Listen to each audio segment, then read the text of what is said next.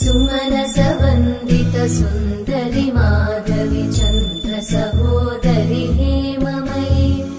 मुनिगणवन्दित मोक्षप्रदायिनि मञ्जुळभाषिणि वेदनुते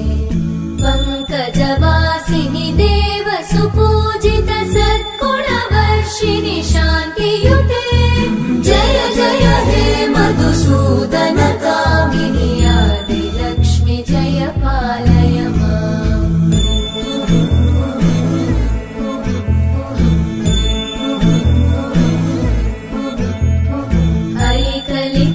ऐकलिकल्मषनाशिनि कामिनि वैदिकरूपिणि वेदमये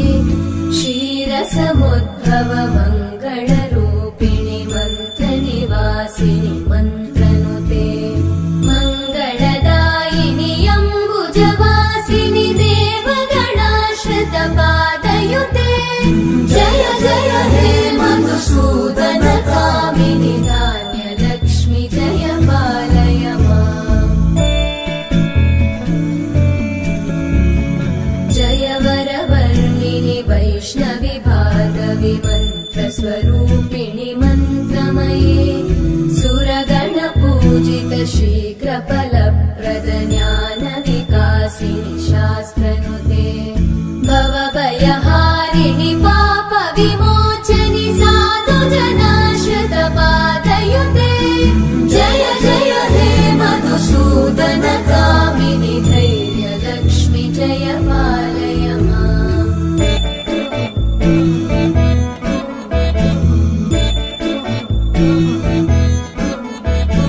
जय जय दुर्गतिनाशिनि कामिनि सर्वफलप्रद शास्त्रमये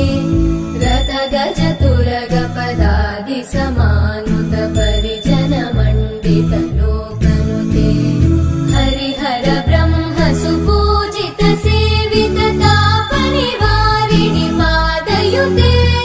जय जय हे मधुसूदन कामिनि श्रीगजलक्ष्मी पालय माम् ऐकगवाहिनि मोहिनि चक्रिणि रागविवर्धिनि ज्ञानमये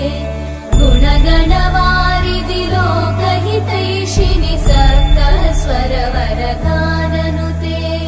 सकल सुरासुरदेव मुनीश्वर मानववन्दित पादयुते जय जय हे मधुसूदन कामिनि सन्तानलक्ष्मि पालय माम् जय कमलासनि सद्गतिदायिनि ज्ञानविकासिनि गानमये अनुदिनमर्चित कुङ्कुमधूसरभूषित वासित वाद्यनुते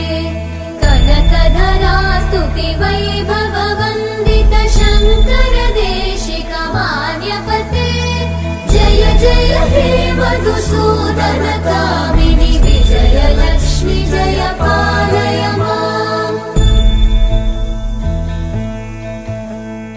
प्रणत सुरेश्वरि भारति भार्गवि शोकविनाशिनि रत्नमये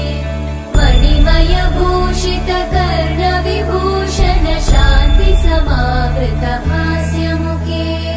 नवनिधिदायिनि कलिमलहारिणि काम्यफलप्रद हस्तयुते जय जय हे मधुसूदन कामिनि विद्या लक्ष्मि पालय माम्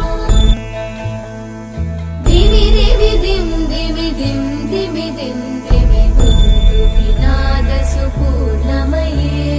धुम धुम धुं धुम धुं धुम धुं धुम शङ्खनिनाद सुवाद्यनुते वेद पुराणेतिहास सुपूजित वैदिक मार्ग प्रदर्शयुते